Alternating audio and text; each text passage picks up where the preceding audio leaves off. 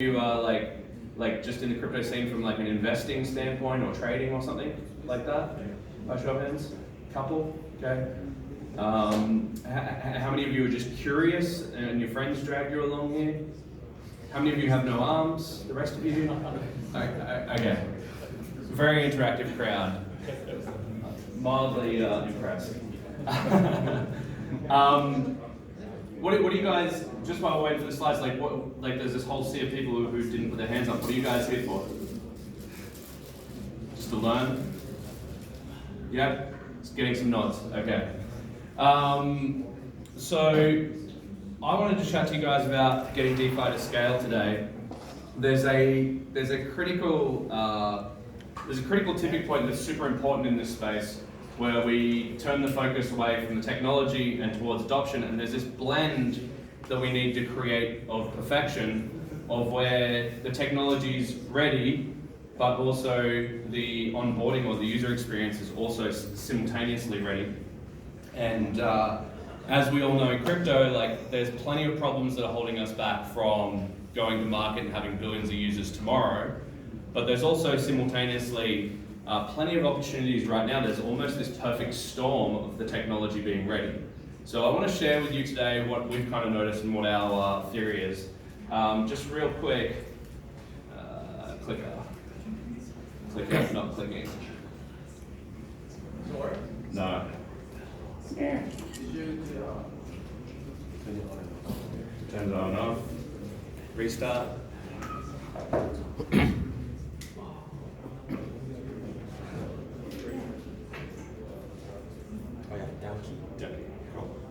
All right, so why do we even need DeFi in the first place? There's currently about 4.2 billion people who experience some sort of banking problems. And right now, we're in a country that actually has pretty good banking. Like Korea, South Korea doesn't necessarily need DeFi that much because you guys have got pretty good services. Like you've got a really good closed network here of great financial products and services. However, there's multiple countries where you can't, there's 2.5, 3 billion people who can't even buy US equities or can't participate in the global financial system. So decentralized finance for me is all about access and really making it accessible for those that can't get banking. Another great market for me that I think is important is the 1.1 billion people who don't have ID, don't have a birth certificate, don't have a driver's license, so they can't register for a bank account in the first place. So for me, this is the critical reason for crypto is getting access to these financial services and products. So why should you engage in listening to me? I spend a lot of time training mums and pops. So bringing in older generations. You can probably see here the average age here. There's a lot of bald patches. There's people sitting in my photos learning from me. And basically what we did is we taught them how to download their first wallet, how to install Exodus and go through the first steps. We give everyone in the audience $5, and I got all of the first user questions at the very first entry point to crypto, all of the friction points. For example, I'll give you this great example. I'd stand there on stage and explain what private keys are and public keys, and then what would happen is I would say, download Exodus, and then when we come back after the break, I'm going to give every single one of you $5. And I did this to close to 10,000 people. And almost every single event, people would run up to me in the break and they would say, oh, can I just skip this step of writing down the private keys? Your end users that you guys are building for or building towards are used to a Web3 experience. They're used to name, email, next. And I was talking to a couple of different teams that have built crypto wallets, and they've had bounce rates 84% on the private seed phrase screen. So when you give your user the 12 or 24 words, this is where most apps are losing their users. And if you think about it, it makes a lot of sense. When do you download an app? You download it when your friends tell you about it, or there's another time you download it, which is you've made a deep mold into the couch and you don't want to get up and get a piece of paper and pen to write it down. So most of the time it is just too much friction at the checkout. So there is that. I'm the CEO and co-founder of Mosendo. I was teaching people how to use cryptocurrency as my primary effort before this, but I had a lot of success in investing in early stage startups. Like I found angel investing brought me a lot of capital very quickly. So I thought I'd go from angel investing to the startup side and put all of my attention there on building something, because I'd essentially done these user interviews with these people that have been teaching about cryptocurrencies. So when will everyone use DeFi is an interesting question. How many of you right now actually have some money in some lending product or some sort of like Compound or Dharma, or any of you have actually using any of the lending products right now? Maybe 3, 4, okay? 4 people in the room. How many of you would like to, but you just haven't got around to it, by show of hands? Yes, a couple of you, okay. So the thing that I think that's really interesting about DeFi is most people think that it's going to be like this revolution that's going to change the world. However, right now there's a lot of steps to get involved or to get started, and there's too much friction. It's not usable right now. So what has to happen for everyone to be able to use DeFi is really we need to make the financial products that they're looking to use more usable than what they already have access to. So these are the 5 huge problems with DeFi right now.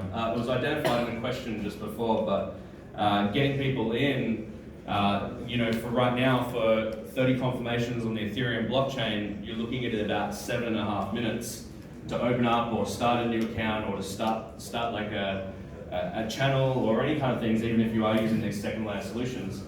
And then the other big problem is gas, like the cost of transactions to be able to, like if you're a high frequency trader, it'd be really cool to see when Injected Protocol go live on mainnet. You need that gasless environment to be able to send and receive transactions without it being so ridiculously expensive. So there are solutions out there. We've heard of like Plasma, there's state channels, and there's lightning networks.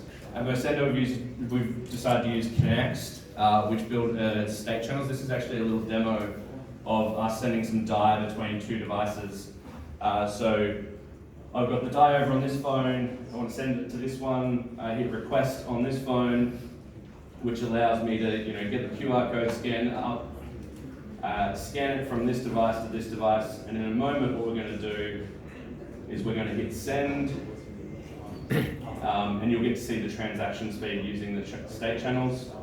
So we're going to send across 5 DAI, and we're going to hit back on the screen so we can see it. And so we'll hit send there, success, and there it is, it's on the second device. So that's, state channels can be collapsed down to the Ethereum chain to be settled at any time, but ultimately transactions can happen fast now with state channels. And so we really decided to embrace that because people are creatures of convenience. And if we can't make things instant and fast, then this money can't be used at like a cash register. You can't wait 7 minutes when you're buying coffee to pay for something. It's too long and it's absurd. But this makes it as fast as Visa or MasterCard. It can handle and scale quite beautifully. This is the other problem that I spoke to you about before is these seed phrases. They really stop users from getting onboarded. They're critical for security presently, but there is something new that's coming that's pretty interesting. So this is how we're handling it. We're using a few different things. So the way we're setting up our wallets is by setting up smart contract-based accounts, which enable us to resubmit private keys to the contract to control the wallet. So this gives us a fully non-custodial, decentralized way to do account recovery. Now I'll explain this to you again in sort of a basic way. But basically, I can sign up to get my wallet started and just put in name, email, and hit next. And if I have this wallet and I control it on a couple of devices at once, what that means is I can ultimately recover my account. So if I recover my account on my mobile and I push to get recovery of my account, it's going to take 3 days to get that request. Now this means if I got SIM jacked or something like that and someone stole my phone and I still have access to my iPad and my computer where I have the Mosendo wallet, I can hit reject or decline the resetting of the keys or the control of the wallet. Does that make sense? Cool. So basically this means we can do email and SMS recovery, and even if you did get SIM jacked, you've got this 3-day window, so you're sweet and you can still control your funds. This obviously is a form of security that's designed for small transactions, fast payments, and designed to get, really it's starting to be used as everyday cash. On that, everyday cash is really quite difficult to use with crypto, as we know. Like if I wanted to save for a car in Bitcoin, maybe if I wanted a car next quarter, maybe I could buy 2 cars, or maybe I end up with a moped. But I don't know because I'm saving in a volatile asset. So whilst it might be really good if we save in Bitcoin and we save over the next 2 or 3 years, it might be a great savings vehicle for that. It's not in the short term. So we've obviously seen the advent of stable cryptos like DAI. How many of you know DAI? Yeah, cool. DAI is probably my favorite stable cryptocurrency because of the capital controls resistance and the ability to do cross-border payments where you couldn't normally do it.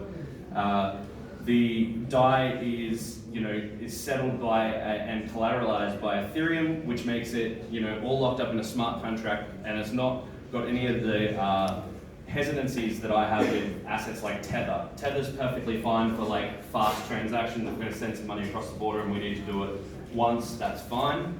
But you wouldn't want to hold your savings in a currency that say for example, someone was a high school student in Iran was trying to learn about physics, and he used some I don't know, he tried to buy some uranium online, some used uranium to put into his science project. Tether is going to be shut down. The bank accounts that control Tether is going to be shut down by the US regulators in a heartbeat.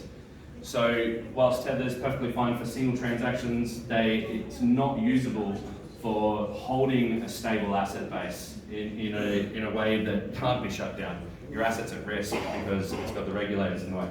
So I love that. The fifth problem is this: sending addresses. How many of you remember any of your Ethereum addresses or Bitcoin addresses verbatim?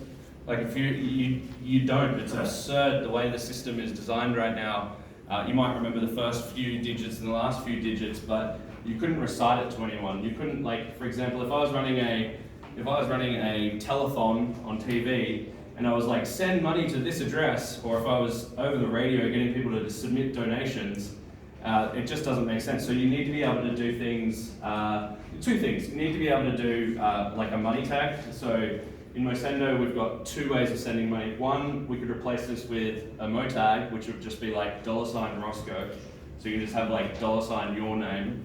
And this is a simple money tag that replaces your public addresses. Or you can do something like this, which is what we're really focused on, which is we've turned the actual link itself into money. So this is designed for small transactions again, but say we just went out to dinner and we had, we shared a meal. We're not connected like deeply yet. We've just hung out for the first time, and I'm going to send you some money for half the bill. And we've connected on Facebook. I've just met you. I don't want to ask you for your bank account details to send you money. Like, it's a bit like next level, right? But I can easily and effortlessly send you a link on any platform. So I could send this on KakaoTalk, I could send it online, I could send it on, WeChat. This makes it so we can send the money through any medium. And what happens when someone clicks this is it'll redeem in their browser, in their web browser. It'll redeem it, and then it'll give an option on that screen to download the app to secure it, or they can forward that money on to somewhere else also. So when will everyone get on board with this? I think the network effects of things like money leaks and mo tags and those kind of things are going to help us with adoption massively, especially if someone doesn't have to have ever used crypto before, is the important part. I think when we're going to get mass adoption in this space is when people stop trying to educate about cryptocurrency, stop trying to teach people about all the benefits and traits of it, and just start building real-world products and services that are easier to use in everyday life than what they're already using. because people aren't comparing their financial products to cryptocurrency based on anything else other than is it going to work better for them than what they're already doing. So we need to think about it at that meta level. You know, how many of you are familiar with the Gartner hype cycle in technology? This is very typical. In the 90s, we saw the likes of Blockbuster, turn down purchasing this little old company called Netflix, like late 90s, early 2000s, because the internet would never scale to play video. And this is when you have the over elation of ideas, early phase of a market, of a technology, and then the tech doesn't quite stack up. But what happens is typically on the way down to what they call the trough of disillusionment, that's when everything comes out. So if we think about this in terms of crypto, we've had Bitcoin beginning, Ethereum happening, price rising, and then we've had gas and transactions taking way longer. I mean, this is a massive innovation. We've gone from 3 days to settle in the traditional banking system to 7 minutes with Ethereum, but it's still too long for everyday transactions. And then we had expensive gas events. Did anyone ever pay like more than $25 for a Bitcoin transaction? Yeah, in the peak of 2017, I remember sending a few transactions that were like $65. So we had like this mass elation at the same time as all of the problems of the network showing up, and this resets expectations. But now we have the exact opposite, where we have everyone running for the hills because they're like, this thing is never going to work. I'm worried. Like, is it going to go back up? The price is down. This is down. Oh, everyone's sad. This is actually the most exciting time to like reinvest, double down, and get really excited about the space again, because when was the best time to buy in the dot-com boom and bust? Right after a bust, because that's when you could have picked up Facebook and Amazon and Netflix and Google stocks at like epic prices. That's where you found the 10,000 X's. So I think it's a really interesting time, and I think we've got to remind ourselves that technology does this. This is normal, and we've learned this all before. And remember that it's way bigger than crypto. Like, I know I'm standing right here in Nonce, and there's so many sayings on the wall that decentralization is the answer and all those sorts of things. It is, but when we go out there and tell the world that decentralization is good and all these things are good, it's kind of like we're kind of a little bit like a CrossFitter or a vegan or a born-again Christian in that moment, that we're just like knocking on their doors, telling them our beliefs, rather than focusing on just making their lives easier. Because that's what we're here to do, is to make their lives easier. Let's make better products and services and things that actually make it easier for them to transact and do business, rather than espousing like our whole just our thoughts and feelings on them. So we've been sort of like, as far as traction in Mosendo goes, we're still like got an alpha testing sort of like environment. I can show you demo you some stuff if anyone wants to come up and show me. I can show you the onboarding process and things that I've got on my phone. But yeah, like we're just like pre-launch. We're anticipating like end of this year we'll open a beta testing group of 10,000 users with a small balance, and then early like Q2, Q3 next year we intend to open up the product fully in the app stores. We have this really cool Facebook group that we've been building called Defi Nation. We have like all these interviews with all these founders, and we've been like basically like wherever we've been around the world this year, like whether it's in New York or Berlin or DevCon next week, we interview founders and we drop up projects in there as they happen in the DeFi space. So it's called Defi Nation. It's a Facebook group and a Telegram community. A whole bunch of people like it. If you want to come and join us in there, you can learn about more cool DeFi projects. The reason we are building this community at Mosendo is because first thing for us is money and payments, but second thing is financial products and services as upsells in the app for us as a revenue stream. So this gives us a community to be able to sandbox and play with things like injective protocol and different, like staked and things like that as a community with our users.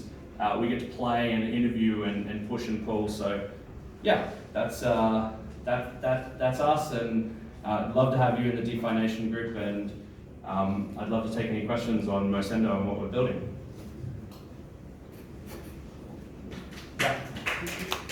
Thank you. Smart contracting wallet, did you guys use any particular platform, or do you guys build it out yourselves? So I'm the non-technical co-founder, business background, but I'll do my best to answer this. So the smart contract-based accounts are used with the create to function to, and we just actually, does anyone know Metacash, the DAI only wallet that use DAI to pay gas? So recently, they finished up, and Noor, the founder of that, has actually joined our team as our blockchain architect. No, so that's the burner wallet. Metacash was a DAI wallet that used DAI to pay the fees. Right. Okay. So Noor, who's on our team, he actually was one of the first people to use the create to function to create smart contract-based accounts. So I know that it uses that, but again, not my strength. Yeah. Cool. Any other questions? Sweet. Thanks, guys. Appreciate it.